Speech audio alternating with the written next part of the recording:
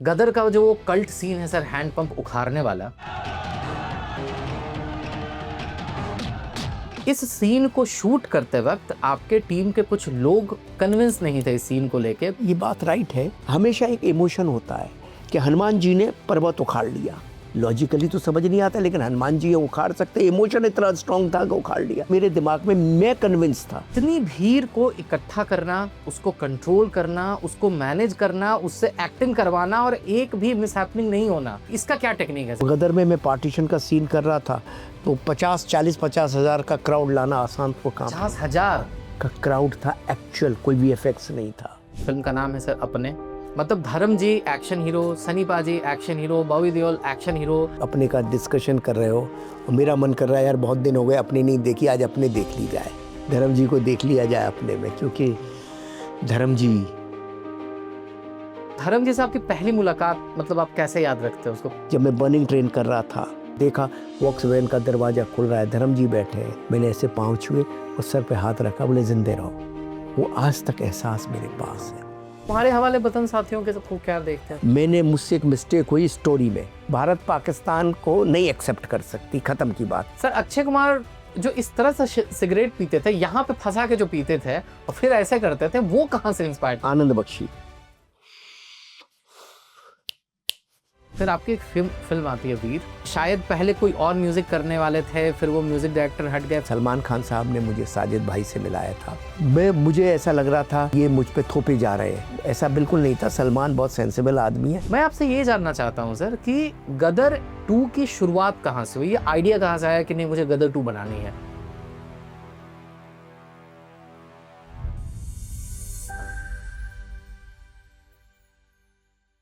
Hello नमस्ते, क्या हाल चाल है आप लोगों का? Welcome back to another episode of unfolding talents. और आज हमारे साथ हैं हुकूमत ऐलाने जंग तहलका अपने गदर 2 के कमाल के दिग्गज निर्देशक अनिल शर्मा सर। बहुत बहुत स्वागत है सर आप। धन्यवाद आपका। सर मैं गदर से शुरू करता हूँ। करिए जी। सर गदर का जो वो कल्ट सीन है सर, हैंड पंप उखाड़ने वाला, हाँ। मैंने कहीं पढ़ा कि इस सीन को शूट करते वक्त आपके टीम के कुछ लोग कन्विंस नहीं थे इस सीन को लेके, कुछ लोग इसको इलॉजिकल बोल रहे थे। इनफैक्ट ये शूटिंग भी 2 घंटे तक रुकी रही, लेकिन एज यूजुअल सर आपका जो कन्विक्शन था कि आपने ना सिर्फ इस सीन को शूट किया बल्कि इस सीन को कालजयी बना दिया सर, इसके बारे में बताइए सर। देखो क्या होता है, ये बात राइट है कि कोई हैंडपम्प उखाड़ दे, ये बड़ी ही इलॉजिकल बात लगती है, बात समझ के बाहर है।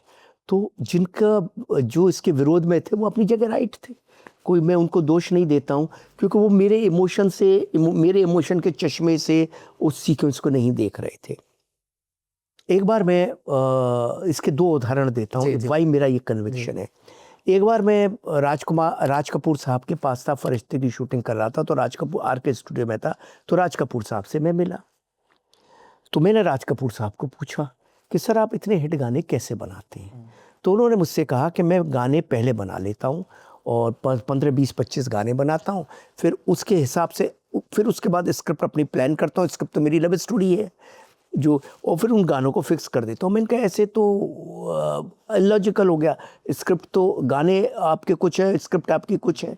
तो बोलते शर्मा जी वैसे भी कहाँ लॉजिक है, गाने में कौन गाने गाता है? सड़कों के किनारे, पेड़ों के किनारे कौन गाता है? जब गाना ही इलॉजिकल है तो उसको इतना बढ़िया बनाओ कि लोग इसको एंटरटेन करें। दूसरी बात, हमेशा एक इमोशन होता है कि हनुमान जी ने पर्वत उखाड़ लिया संजीवनी बूटी के लिए। लॉजिकली तो समझ नहीं आता, लेकिन हनुमान जी ये उखाड़ सकते, इमोशन इतना स्ट्रांग था कि उखाड़ लिया। तारा सिंह का किरदार हनुमान जी तो नहीं था, लेकिन उसका इमोशन इतना ही स्ट्रांग था कि वो हैंडपंप उखाड़ सकता था। तो ये 2 बातें मेरे दिमाग में, मैं कन्विंस था मेरे इमोशन से। कई बार मेरा कन्विक्शन रॉन्ग भी हो सकता है, ऐसी बात तो नहीं मेरा कन्विक्शन कोई पत्थर पे लिखी लकीर है, लेकिन अक्सर राइट हो जाता है क्योंकि कन्विक्शन इमोशन से आता है।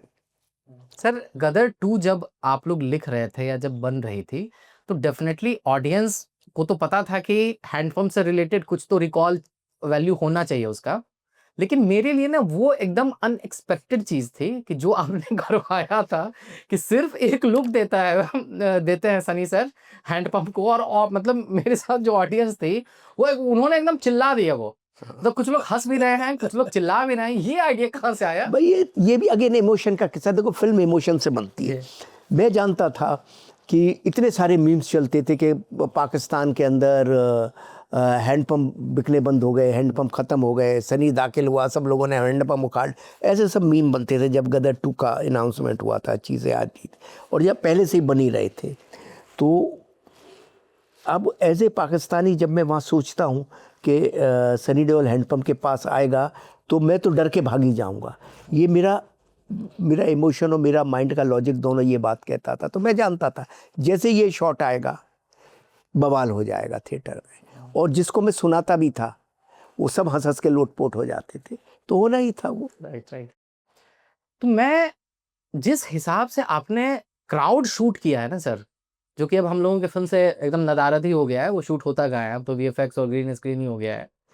मुझे सबसे पहले ये बताइए सर कि इतनी भीड़ को इकट्ठा करना, उसको कंट्रोल करना, उसको मैनेज करना, उससे एक्टिंग करवाना और एक भी मिसहैपनिंग नहीं होना, मिसहैप कुछ नहीं होना, ये मतलब कैसे, मतलब इसका क्या टेक्निक है सर? ये कैसे आपने कई बार किया है सर? ये कैसे करते हैं सर आप? जब गदर में मैं पार्टीशन का सीन कर रहा था तो 50 हज़ार का क्राउड लाना आसान तो काम 50,000 का क्राउड था एक्चुअल, कोई वीएफएक्स नहीं था। 9 कैमरास थे और मैं जानता था ये क्राउड। उसका तो बड़ा इंटरेस्टिंग किस्सा है। प्लीज सर बताइए सर। हाँ, क्या हुआ था कि मैं जब ये पार्टीशन का सीन मुझे करना था तो बहुत खर्चा था। जी। तो जैसा होता है तो मेरे को एक मेल आ गया कि भैया ये सीक्वेंस को आप ट्रेन से हटा के, तारा सिंह तो ट्रक ड्राइवर है, ट्रक से क्यों नहीं आ रहा जा रहा है, हम कहाँ से ट्रेन और हम कहाँ से ये क्राउड अरेंज करेंगे। बोल पॉसिबल नहीं है, प्रोडक्शन के लिए पॉसिबल नहीं है। प्रोडक्शन क्योंकि वही कर रहे थे। तो मैंने कहा सब हो जाएगा, चिंता मत करो। मैंने भी मेल का जवाब मेल से दे दिया कि भाई ऐसा है, ये है, वो है। बोले अच्छा हम आपको इतने पैसे दे देते हैं और आप खुद क्राउड अरेंज करो, कुछ चीज़ें अरेंज करो, हमारी कोई रेस्पॉन्सिबिलिटी नहीं है। मैंने कहा कर लेंगे, सब हो जाएगा। मैंने कहा पिक्चर तो ट्रेन पर ही आएगी और ट्रेन आएगा और जाएगा। तो मैं गया क्या बोलते हैं फिरोजपुर, वहाँ पे हमने लोकेशन देखी थी। तो मैंने पंजाब के लोकल डिस्ट्रीब्यूटर से पूछा कि भाई यहाँ के थिएटर का मालिक कौन है, क्योंकि थिएटर वाले अक्सर थोड़े से दबंग होते हैं। तो मालिक के पास गए तो थिएटर वाले बड़े खुश हुए, खाने वाने खिलाए, ये वो पंजाबी जैसे कैसा खिदमत करते हैं। तो मैंने कहा ऐसा है, यहाँ के एमएलए से मिलाइए। और यहाँ के एमएलए साहब से मिले। मैंने कहा सर अपने सारे पंचायत सरपंचों को बुलवाइए। तो 25-30 सरपंच आ गए आसपास के। मैंने कहा सर आपके यहाँ से मुझे 2-2 हज़ार लोग चाहिए, और ना हम खाना दे सकते हैं ना हम कुछ दे सकते हैं। कपड़े भी उनको 1947 की पार्टीशन पे फिल्म बना रहे हैं, ये है वो है। इमोशनली वो बहुत चार्ज हो गए। उनको लगा यार हमारी किसी ने तो हमारी कदर की है, कोई तो सोच रहा है हमारी दुखती रख पे उसको कोई तो पिक्चराइज कर रहा है। सब आ गए साहब। और साहब और मैंने कहा भाई हम तो खाना भी नहीं खिला सकते हैं और आपको तो खाना हमें ही खिलाना पड़ेगा, आपको हमें खिलाना पड़ेगा। बोले ठीक है साहब हम खिलाएंगे, हम तो पंचायत। तो हर गांव हर सरपंच 2-2 हज़ार आदमी लेके आया। वहाँ मेले लग गए, वहाँ खाने पीने की चीज़, पानी, ये बॉटल, शरबतें सब बिक रहे हैं वहाँ पे। और 50-60 हज़ार आदमी आ गया साहब। और 50-60 हज़ार आदमी आ गया। और सब सरपंच मेरे पास आए कि भाई हमने तो सुबह 4 बजे उठ के खाना बनाया, मेरी बीवी ने आपके लिए खाना बनाया। 25 सरपंच मेरे लिए खाना ले आए। वाह। और गर्मी 48 डिग्री, मेरे को सबसे एक एक गस्सा खाना पड़ा।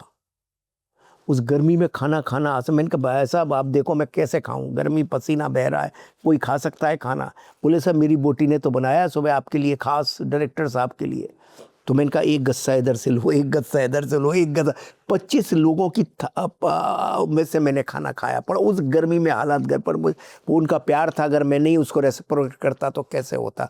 और उस बात ने उनके मन में और जोश भर दिया। और वो जैसे, तो आप प्यार से लोगों को हैंडल करो, आपका प्यार प्यार को पहचानता है। और 9 कैमरास थे, ये था वो। तो मोटरसाइकिल से एक कैमरे से दूसरे कैमरे पे जा रहे थे, इतनी दूर दूर कैमरे लगाए थे, कोई वीएफएक्स होता नहीं था।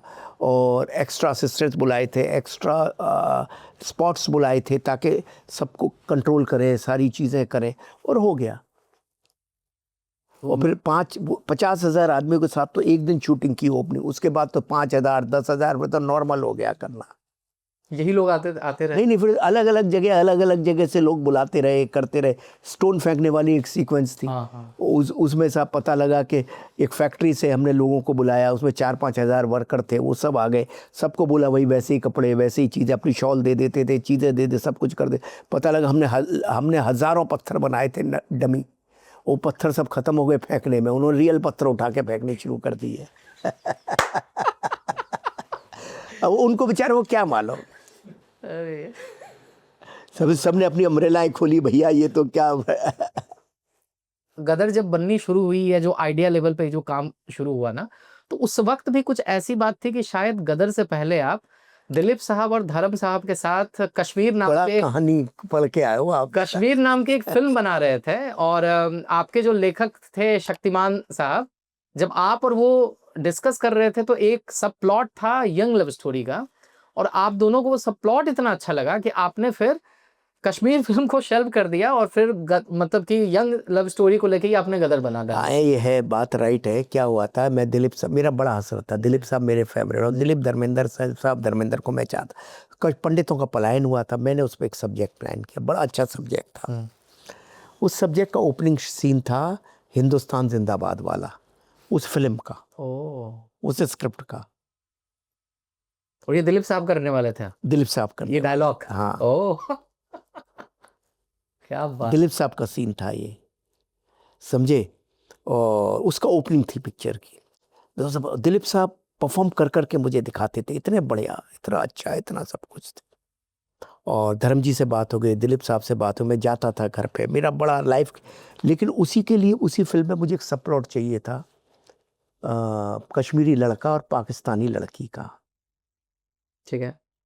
वो चाहिए था मुझे।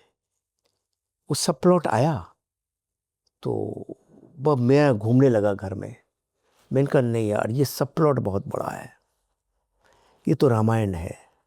राम बच्चा बोलता है सीता को मुझे ला के दो, बल्कि रामायण में एडिशन है। मैंने कहा ये बनाएंगे। अब शक्तिमान जी बोले ये तो बहुत बढ़िया आइडिया है, बना तो ये भी सकते हैं। मैंने कहा नहीं, कश्मीर नहीं बनाएंगे, ये बनाएंगे।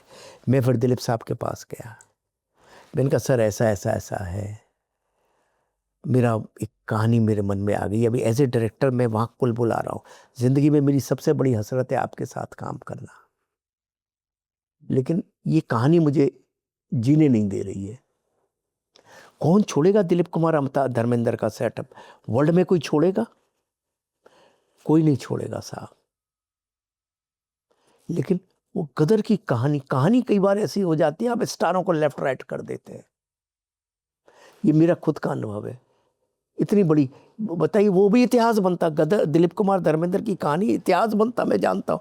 वो भी इमोशन बहुत तगड़ा था, लेकिन वो गदर नहीं हो सकता था। कहानी दोनों ही थी मेरी। आज भी मेरे पास वो सब्जेक्ट है, आज भी कभी भी बना सकता हूँ उस सब्जेक्ट को मैं। बहुत बढ़िया सब्जेक्ट है, लेकिन गदर गदर है। True sir. गदर एक प्रेम कथा, गदर एक प्रेम कथा, वो इतिहास वो नहीं हो सकता। वो रामायण है, वो रामायण थोड़ी बदल की जा सकती है दोबारा। सही बात है सर। मैंने पढ़ा कहीं कि जब गदर कंप्लीट हो गई थी तो इसके आपने 50 ट्रायल रखे, किसी को फिल्म नहीं चमक रही थी, डिस्ट्रीब्यूटर्स ने फिल्म को टच करने से मना कर दिया, कुछ लोगों को ये फिल्म पंजाबी फिल्म लग रही थी, आपको सलाह दिया गदर लगा बना कि हाँ कि इसको डब कर दो, कुछ लोगों ने आपको ये बोला कि इसमें ग्लॉस नहीं है क्योंकि फिल्म तो स्विट्जरलैंड जा रही है और तुम ये पार्टीशन और ये मतलब मिट्टी वाली क्या कहानी कह रहे हो। उस वक्त में आपने, फिर वही कन्विक्शन की ही बात है, कितना मुश्किल था आपको लोगों को कन्विंस करना। आज हम लोग जब पलट के देखते तो लगता है कि अब तो हिस्ट्री बन गई है, लेकिन 50 ट्रायल्स के बाद भी आपका कॉन्फिडेंस मतलब लो नहीं हुआ सर? मुझे लगता था मेरी पहली फिल्म, मेरी जो फिल्म थी हुकूमत, उसके 100 ट्रायल हुए थे।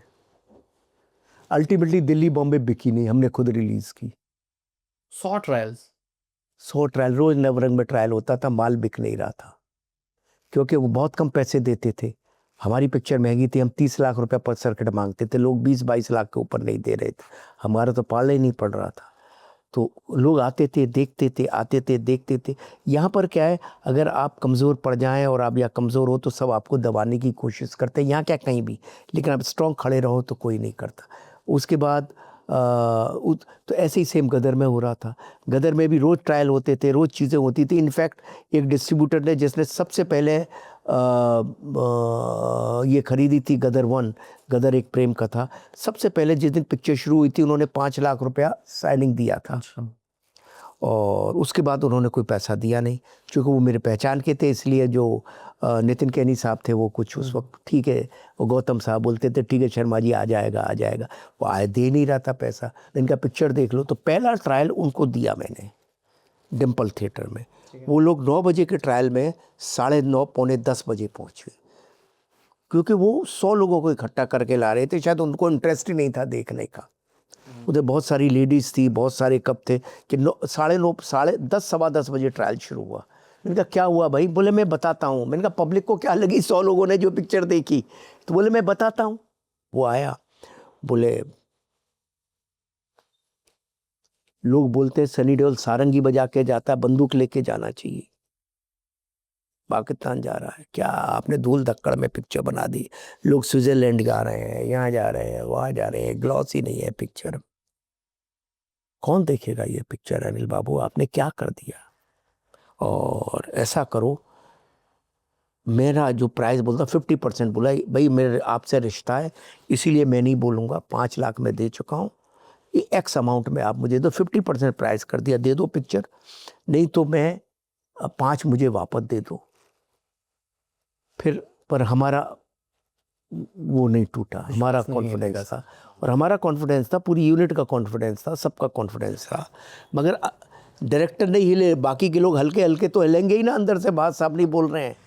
उसके बाद trial trial trial trial trial, finally इन्होंने पिक्चर खरीदा। पहला बायर आया जयंतीलाल गाडा पैन, उन्होंने एक बड़ा बोर्ड लगा दिया, भाई कॉन्ग्रेचुलेशन अनिल शर्मा एनसी, यहाँ पे सर्किल पे लगा दिया, व्हाट अ फिल्म, ऐसा करके उन्होंने एक ऐसा बोर्ड लगाया।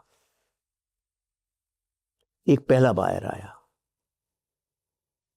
फिर वहाँ से धीरे धीरे धीरे धीरे धीरे करके फिर पोंटी चड्डा जी राजस्थान के लिए, दिल्ली यूपी के लिए, उन्होंने भी कम से कम 5-7 दफ़े एडिटिंग में आए गए, 2-3 ट्रायल लिए। फिर मैंने उनको कन्विंस किया, मैं आप ले लो ले लो ले लो ले लो। फिर फाइनली कहा शर्मा जी आप बोल रहे हो तो मैं ले लेता हूँ, आपको इतना भरोसा है पिक्चर पे। रोज़ आके सीन देखते थे, रोज़ आके कभी हंटेपा वाला सीन, कभी ये सीन, कभी वो सीन, समझ नहीं आ रहा था। तो ये एक्चुअली समझ नहीं आता लोगों को। लोग एक धारा जो चल रही होती है ना, वो गदर एक ऐसी पिक्चर थी जो उस धारा के एकदम विरोध में थी। उस ज़माने में ग्लॉसी फिल्में, स्विट्ज़रलैंड, अमेरिका, लंदन, एक अलग रोमांस, एक अलग दुनिया चल रही थी। उनको समझ नहीं आ रहा था ये पीरियड फिल्म ऐसा कैसे चलेगी। इंडिया पाकिस्तान आधों को लगता था बैन हो जाएगी, सेंसर ही नहीं होगी। अच्छा, ये भी लगता था लोगों को। कुछ लोगों को लगता था पंजाबी है, कहाँ से आएगी, हिंदी है ही नहीं। गाने किस टाइप के, गाने तो कोई ऐसे गाने हैं नहीं, तो नहीं समझ आता लोगों को। और उनके अपने फियर होते, इंडिविजुअल व्यक्ति को समझ आता है तो दूसरे 10 लोगों को नहीं समझ आता, वेब देख के बदल जाता है। यही तो होता रहा, हो गया। हुकूमत में भी मेरे ऐसे ही हुआ था। अल्टीमेटली बॉम्बे और दिल्ली हमको खुद रिलीज करनी पड़ी। अच्छा सर, मैं अब गदर से आगे बढ़ता हूँ सर जी। अभी जो हम लोग बैठ के बातचीत कर रहे हैं सर, तो अभी धुरंधर नाम की एक फिल्म आई है और इस फिल्म ने मतलब कि धूम मचा के रखी है। ये एक स्पाई फिल्म है जो कि पाकिस्तान में सेट जी। है। सर आपने भी एक स्पाई फिल्म बनाई और उस फिल्म का नाम है the hero love story of A spy. जब मैं बड़ा हो रहा था उस दौर में मुझे याद है कि फिल्म के पोस्टर लगे थे मेरे शहर में जिसमें सनी देओल साहब के 6-7 अलग अलग लुक थे उसमें। इसके अलावा पेपर में ये भी आता था कि द हीरो इस वक्त की अब तक की सबसे महंगी हिंदी फिल्म है। देखिए हीरो बहुत ही फैसिनेटिंग फिल्म है। द हीरो गदर के बाद मैंने शुरू की थी। उस ज़माने के हिसाब से बहुत पहले, समय से बहुत पहले आ गई थी। द हीरो का टाइम आज था, वो टेक्नोलॉजी, वो दुनिया, वो सब कुछ। लेकिन मैं एक इस तरह का डायरेक्टर हूँ कि जैसा करेक्टर होता है, जैसी कहानी होती है, जैसा उसका परवेश होता है, उसको वैसे ही शूट करता हूँ। चूँकि the hero love story of A spy बना रहा था, तो उसका परवेश बहुत हाई टेक था उसके गाने सर दिल और में है, गाने प्यार कमाल। तेरा दिल में है पे तेरा, गीतों। आनंद बख्शी साहब के लास्ट गाने थे वो पिक्चर के, मुझे कुछ बहुत से वाक़े याद हैं मेरी। तो मतलब सॉन्ग्स और उत्तम सिंह जी का जो सर बताइए ना सर एक दो किस्सा सब। उत्तम सिंह जी का जो म्यूज़िक है वो बड़ा जी कमाल था उसमें। उत्तम सिंह जी का गदर में भी जी। कमाल था। उत्तम सिंह क्या है ना, बड़े ही ज़हनी और बड़े ही अच्छे संगीतकार। लोगों को नहीं पता है दिल तो पागल है में भी उनका म्यूजिक दिल तो पागल में बड़े ही बहुत अच्छे अच्छा हैं। म्यूजिक दिया था। तो उत्तम सिंह जी के साथ मैंने गदर के बाद सेकंड पिक्चर की द हीरो। आनंद बख्शी साहब गदर में भी थे, आनंद बख्शी साहब इसमें भी थे। अब आनंद बख्शी साहब उन दिनों थोड़े से तबीयत उनकी ठीक नहीं रहती थी। तो एक दिन मैं आनंद बख्शी साहब के यहाँ गया, मुझसे बोलते थे फिक्र ना कर, तेरे गाने करे बिना जाऊँगा नहीं, गाना दूंगा, ऐसा था उनका। मैंने कहा मैं कनाडा, बोले नहीं तू फिक्र ना कर। तो मैं घर गया तो 50-60 ट्रॉफीज़ थी जिनको वो बैठे हुए थे नेकर में ग्राउंड के ऊपर, जैसे घर में बैठ जाते ना सफाई करते ना, तो वो बख्शी साहब कपड़े से सारी ट्रॉफीज़ को साफ कर रहे थे। बोले आजा अनिल शर्मा बैठ जाए यार, ऐसे सिक्का लगाते थे।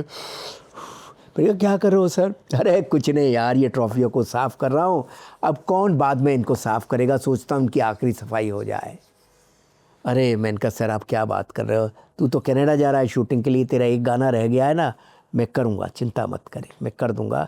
ये गाना एक तो लिख दिया मैंने, गाना ये सुन ले, उत्तम को बुला ले, सेटिंग करते और जा, बाकी तेरे को मैं गाने कनाडा में भेजता हूँ, चिंता मत करे। आज तक बख्शी ने कोई काम अधूरा नहीं छोड़ा है, ये गाना जो है इसको पूरा करके दे दूँगा तेरे। और साहब वो गाना उन्होंने पूरा करके भेजा, गाना आ गया मेरे पास कनाडा में जब मैं गया।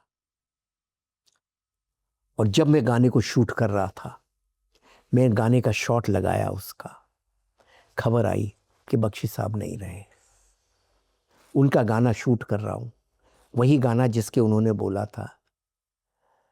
कौन सा गाना था वो सर? गाना था ये वाला प्रियंका चोपड़ा और सनी का गाना था ना, सर जो झुक जाए उसे सर सर जो नहीं झुक जाए कहते। उसे सर नहीं कहते, वो गाना था साहब। और मैं कर रहे थे, हम सब लोग वहीं बैठ गए, बहुत सारे 200-300 डांसर्स थे, 300-400 फॉरेनर्स थे, बड़ा सेट था। और बख्शी साहब चले गए, बैठ गए। 1 घंटे तक किसी ने कोई बात ही नहीं की, सनी, मैं, प्रियंका, सब, प्रोड्यूसर परवीन भाई, कोई नहीं बोल रहा है। काफ़ी देर बैठे रहे, मैं फिर उठ के खड़ा हुआ। मैंने कहा 1-2 मिनट की आखिरी श्रद्धांजलि देते हैं। बख्शी साहब ने कहा था कि काम मैं तेरा करके जाऊंगा, तो वो काम तो उन्होंने कर दिया, ये गाना आ गया है, अब इस गाने को शूट भी तो होना है ना, वो भी यही चाहते होंगे ऊपर से।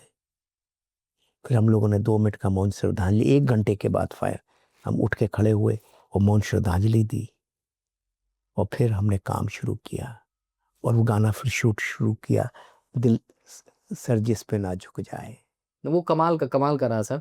अच्छा सर, नेक्स्ट फिल्म जिसका मैं जिक्र करूंगा सर और आपसे ज़रूर जानना चाहूँगा सर, ये फिल्म मेरे लाइफ की बहुत ही इम्पोर्टेंट फिल्म है सर। फिल्म का नाम है सर अपने। ये फिल्म जब मैं देख रहा था, मुझे याद है कि इसमें एक बॉक्सर था, उसका नाम था लूका, और आपने वो माहौल सेट कर दिया था ना कि पूरा थिएटर जो है वो स्टेडियम बन गया, और जैसा ही सनी पाजी ने लूका को मुक्का मारा तो ऑडियंस चिल्ला उठी, लूका को फूका।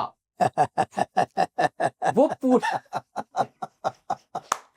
मुझे अभी याद है, मतलब धर्म जी एक्शन हीरो, सनी पाजी action hero, Bobby Deol action hero, और ऐसा माहौल था कि तीनों फर्स्ट टाइम कब एक साथ आएंगे। और फिर खबर आती है कि अनिल शर्मा इनके साथ कुछ काम कर रहे हैं, तो ऑब्वियस था कि एक्शन फिल्म ही बनाएंगे। अनिल शर्मा भी तो मतलब इसी तरह की फिल्म बनाते हैं, और अनिल शर्मा साहब ने फिल्म बना दी एकदम रुलाने वाली फैमिली ड्रामा, मतलब गाने से मतलब कि ओवरलोडेड, और मतलब इतना हाई, मतलब इमोशनली चार्ज फिल्म आपने बना दी सर। ये कहाँ से, मतलब आपको रिस्क नहीं लग रहा था कि इन लोगों को ऐसा? ऐसा है, मेरा लाइफ का करियर शुरू हुआ श्रद्धांजलि से। जी 81 में मैंने जी पिक्चर बनाई जो कि पूरी फैमिली फिल्म जी थी। उसके बाद बनाई बंधन कच्चे धागों का।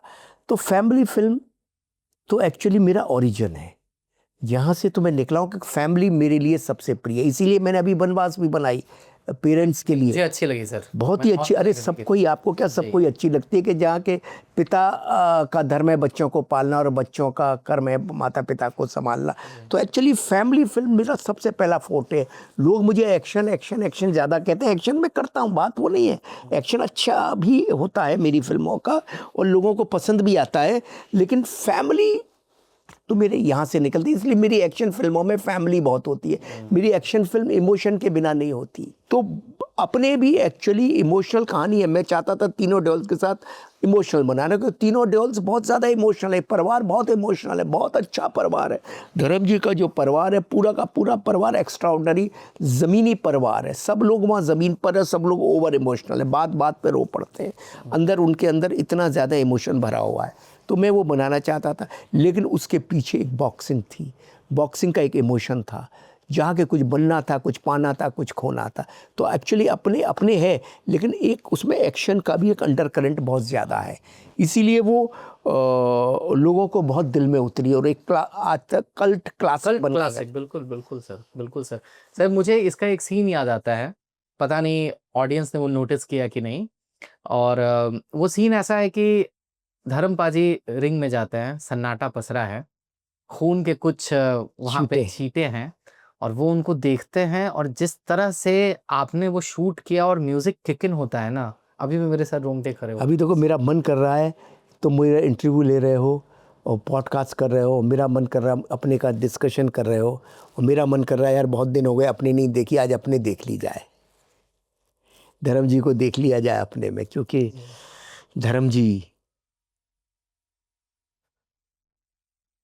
सीन को सर कैसे देखते हैं सर आप, क्योंकि वो जो एक्शन, अरे मतलब मैं धर्म जी की मैं धर्म जी को एज ए फादर देख रहा था कि भाई जब बेटे के साथ ऐसा हो जाएगा तो बाप को लगता था कि मैं अपने बेटे का कातिल हूँ, इस रिंग की वजह से मैं ज़बरदस्ती अपने मेरे इमोशन में, मेरे अहंकार में, मेरे एम्बिशन के लिए मेरे बेटे ने इतनी बड़ी कुर्बानी दी और वो आ गया और उसका खून इस रिंग ने पी लिया।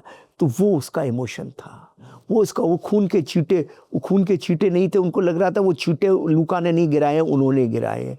ये उनका इमोशन था, ये इमोशन था, ये उनका गिल्ट था, और बाप को ऐसे ही लगेगा।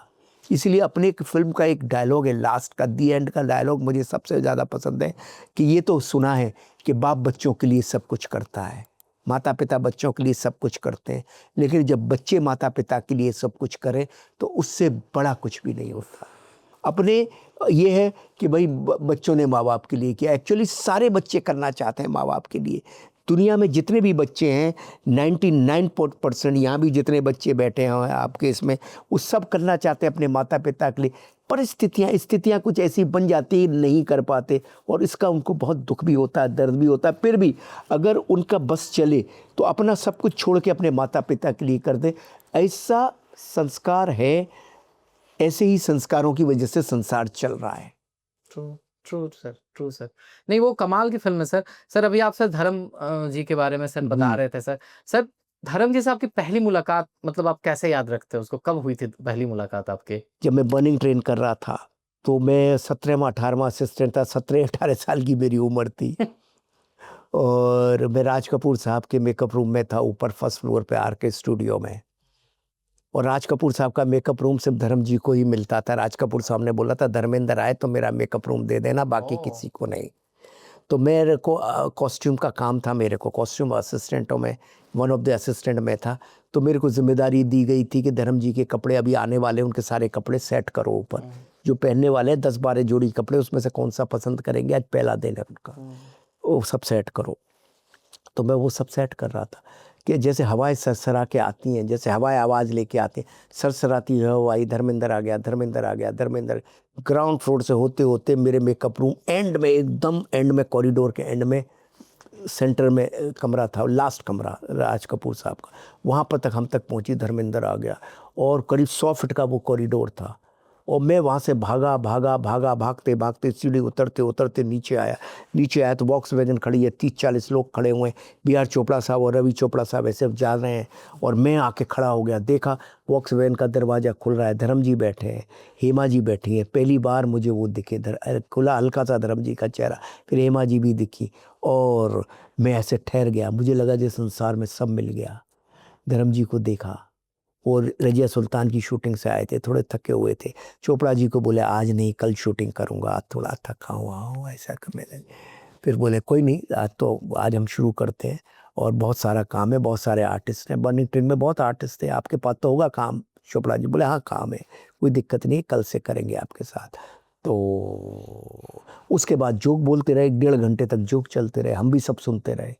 फिर वो बोले अच्छा मैं चलता हूँ, उनकी दरवाज़ा बंद हुआ, जाने लगी, मुझे लगा मुलाकात तो मेरी हुई नहीं इनसे, दूर से ही देखा, नहीं कॉल शीट आई थी, मैंने फटाफट कॉल शीट लिखी और भागते भागते दरवाजे तक गया, मेन डोर तक। 2-3 गाड़ियाँ खड़ी थी इसलिए इनकी गाड़ी रुक गई। मैंने कहा धर्म जी सर सर सर, तो उन्होंने वैन खोली, भाई क्या है, मैं आया सामने, तो सामने एकदम नज़दीक आ गया, बोले क्या है, मैंने कहा सर वो कॉल शीट है, बोले एक ही होन दी है, नई कॉल शीट आई थी उन दोनों, मतलब बर्निंग ट्रेन से ही कॉल शीट का चलन शुरू हुआ है यहाँ पे, वो एक ही है। मैंने सर कॉल शीट कल का प्रोग्राम, बोले अच्छा, ऐसे रख दिया। तो मुझे लगा कि भाई तो मुझे मालूम है चोपड़ा जी ने बता दिया कल का टाइम, तो मुझे लगा यार मुझसे कोई मिस्टेक हो गई, नहीं, तो वो समझ गए, तो मेरी तरफ मुस्कुरा के देखे, असिस्टेंट हो, बोले हाँ जी सर। सर बस कुछ ऐसे, वो सर आपको मिलना था ना, देखना था ना, मैंने बता ही दिया सच, क्यों आया हूँ मैं भागते हुए, तो हंस गए। तो क्या नाम है, नाम बताया, किसके पिता हो, केसी शर्मा, पिता कौन, केसी शर्मा जी, वो शायद जानते थे मेरे पापा, अच्छा अच्छा शर्मा जी के बेटे हो, अच्छा अच्छा अच्छा, हाँ, तो बोले बस पढ़ रहे हो, बोले नहीं सर बस अब पढ़ भी रहा हूँ, असिस्टेंट भी हूँ, तो बोले बस मेहनत करो, बन जाओगे तुम, लेकिन मेहनत से मत पीछे हटना, ओके। मैंने ऐसे पाँव छुए और सर पे हाथ रखा, बोले जिंदे रहो।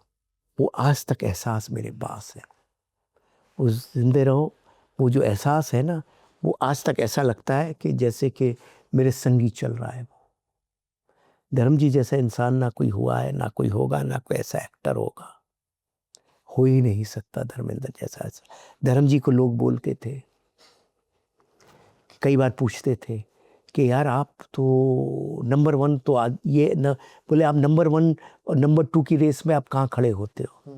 तो धर्म जी बोलते थे भाई देखो नंबर की रेस में मैं तो कहीं नहीं है, कोई बोलता है नंबर 1, कोई बोलता है नंबर 2, राजेश खन्ना के आने के बाद ये नंबर 1 नंबर 2 शुरू हुई, मैं नहीं जानता मैं किस नंबर पर हूँ। फिल्म वालों के और मीडिया वालों के लिए इतना ज़रूर जानता हूँ कि लोगों के दिलों पे मैं नंबर 1। सही बात। आज देखो ना, धर्म जी के बाद जब से धर्म जी बीमार हुए तब से लेके आज तक, आज महीना होने को आया, धर्मेंद्र के सिवाय सोशल मीडिया पे कुछ दिख ही नहीं रहा है। ऐसा फ्लड ऐसा इमोशन तो कभी कहीं बरसा ही नहीं।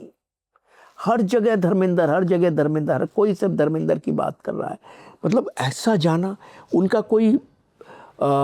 कोई जुलूस नहीं निकाला, वो 2-5 लाख आदमी आ जाते, नहीं निकालना था उनको ना, कोई नहीं करना था, कुछ नहीं किया, लेकिन ऐसा लगता है पूरा भारत उनके शोक में है। परिवार आखिरी लम्हे सिर्फ उनके संग गुजारना चाहता था, वो परिवार ने गुजारे।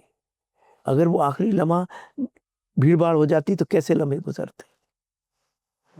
और पूरा पूरा पूरा भारत ही नहीं, पूरा Pakistan, Lanka, Bangladesh, Australia, England, America, Canada, सब जगह, बांग्लादेश, सब पूरे सिर्फ धर्मेंद्र की बात हो रही है। ऐसा कभी देखा किसी ने?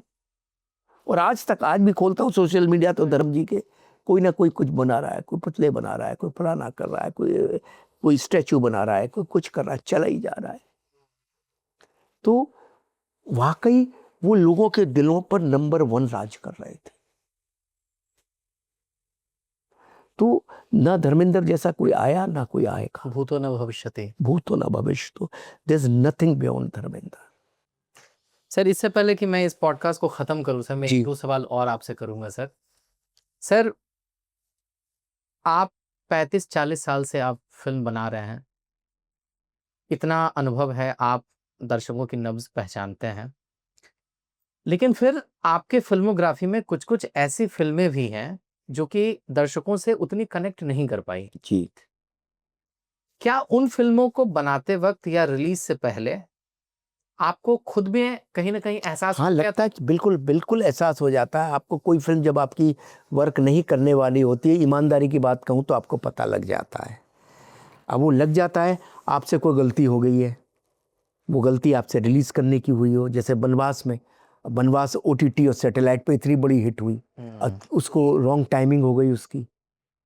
रॉन्ग टाइमिंग हो गई। पुष्पा इतनी बड़ी हिट थी, जैसे इस बार धुरंधर हो रही है, पिछले साल सेम ही किस्सा हुआ। तो ऐसे कोई रीज़न हो। तुम्हारे हवाले वतन साथियों के सबको क्या देखते हैं? अब तुम्हारे हवाले वतन साथियों में मेरी one of the most favourite film है। स्क्रिप्ट भी कमाल है, लुक भी कमाल है, लेकिन वो मैंने मुझसे एक मिस्टेक हुई स्टोरी में। वो मेरी मिस्टेक हुई जो मैंने बाद में रियलाइज। भारत पाकिस्तान को एक साथ जो अमरनाथ यात्रा वो जो करा दिया मैंने, था। वो 1-2-3 मिस्टेक्स हुई। वो चीज़ें मैं थोड़ा सा उस दुनिया के दूसरे इन्फ्लुएंस में आ गया था, वो मिस्टेक हो गई। वो पब्लिक नहीं एक्सेप्ट करती है जो चीज़ भारत पाकिस्तान को नहीं एक्सेप्ट कर सकती, ख़त्म की बात है। हमारा माइंड सेट रहता है, हम नहीं कर। मैं विजुअल थिंकिंग में चला गया थोड़ा सा। राइट। तो आप वो ओरिजिनल नहीं था, बाद में मैंने बदल के किया। वो ओरिजिनल वो नहीं था। ओरिजिनल क्या था सर?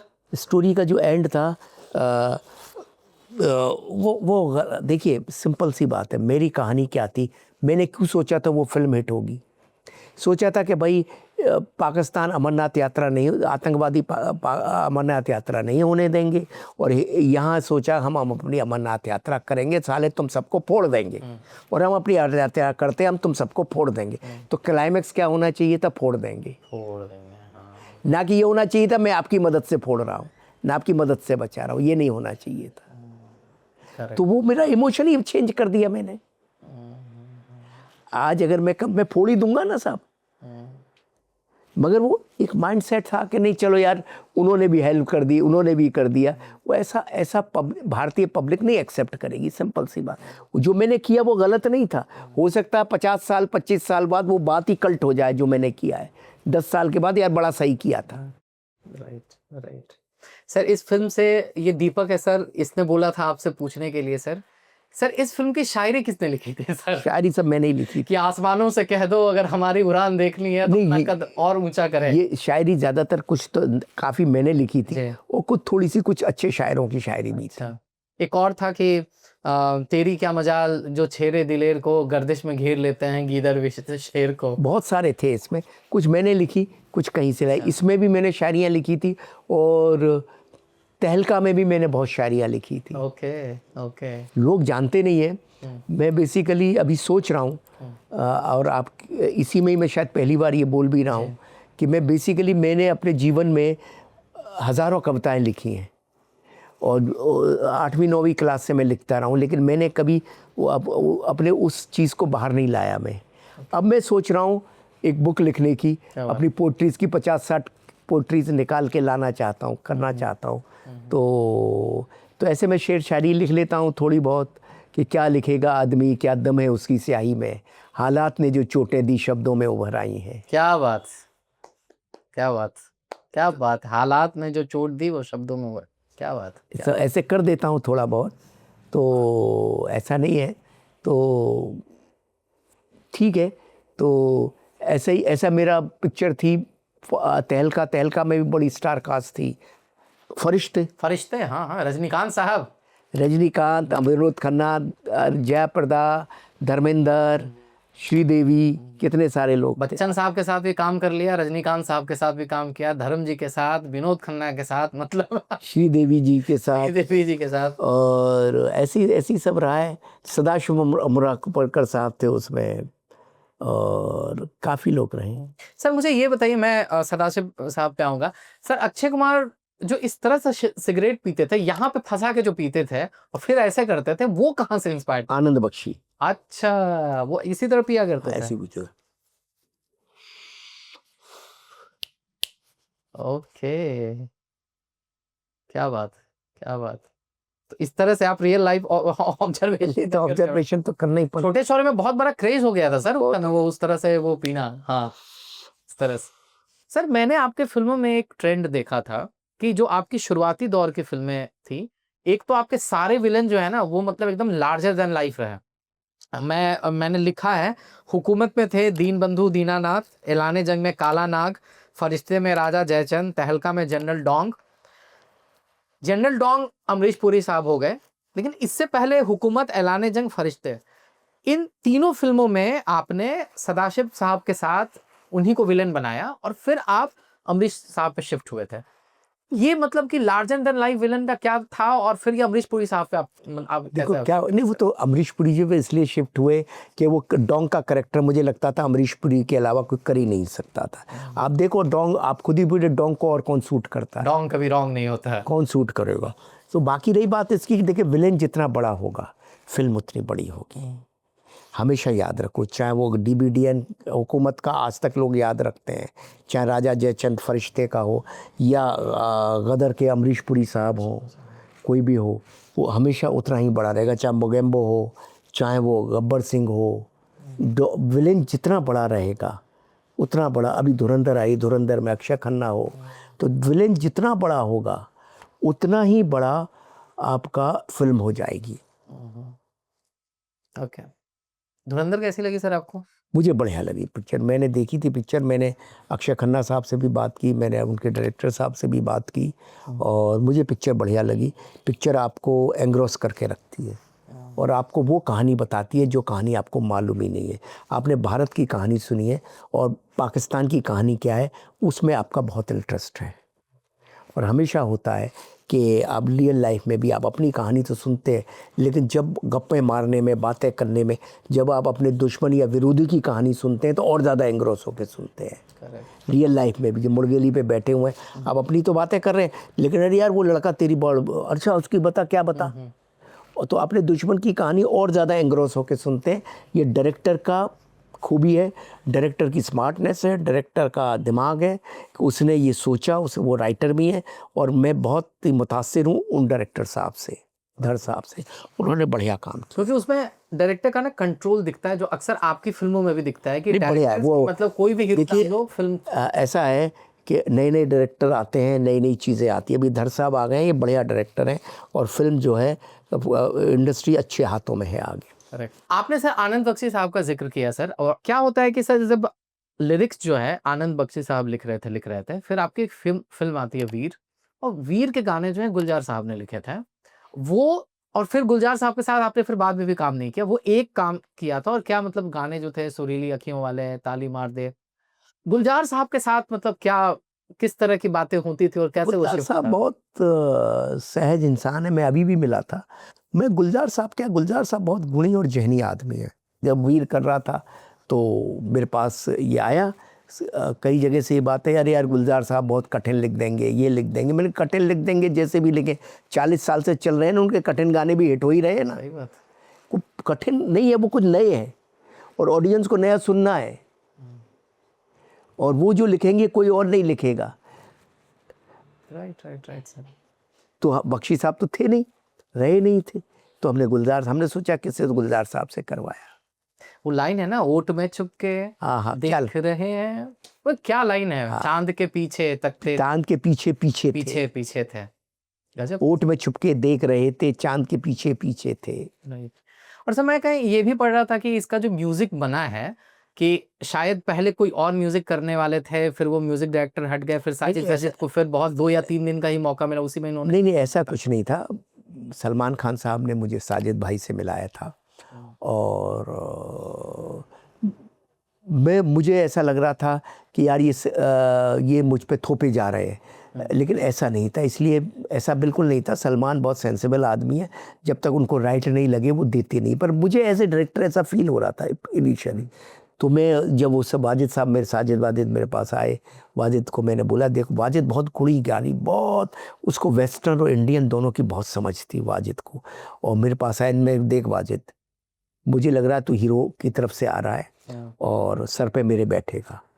अगर मेरे को तेरा गाना पसंद नहीं आया तो मैं 4 लोगों को, दूसरों को भी ले सकता हूँ। वाजिद बोला कि ओके, आपको दूसरे का गाना पसंद नहीं आएगा, सिर्फ मेरे ही पसंद है, नहीं पसंद आए तो आप करना। और वाजिद वाकई साहब, वाजिद ने पहली धुन दी मुझे सुरीली अँखियों वाली। गुलजार साहब के पास हम गए। गुलजार साहब के लिए भी बहुत से लोगों का, जैसे मैंने कहा था कि ऐसा था कि नहीं करना है, नहीं है, फिर पर हमने किया और जो पहले ही गाना बना वहाँ से ही सारी बात बन गई। और फिर तो वाजिद तो मेरे हृदय में आके बैठ गया और अफसोस है वो रहा नहीं। अगर वो रहते तो वाजिद के साथ मैं बहुत काम करता। बहुत बहुत गुणी आदमी था। ऐसे अच्छे लोगों को भगवान क्यों जल्दी बुला लेता है। जाते जाते मैं आपसे ये पूछना चाहता हूँ सर कि अभी हम लोग गदर का जिक्र कर रहे थे, हमने गदर 2 का भी जिक्र किया। मैं आपसे ये जानना चाहता हूँ सर कि गदर 2 की शुरुआत कहाँ से हुई? ये आइडिया कहाँ से आया कि नहीं मुझे गदर 2 बनानी है? देखिए क्या था, पिछले 20 सालों से मैं जहाँ कहीं जाता था लोग मुझे बोलते थे गदर 2 बनाओ, गदर 2 बनाओ। कहानी नहीं आ रही थी। एक दिन कहानी थॉट आ गया और गदर 2 एक पहली फिल्म है।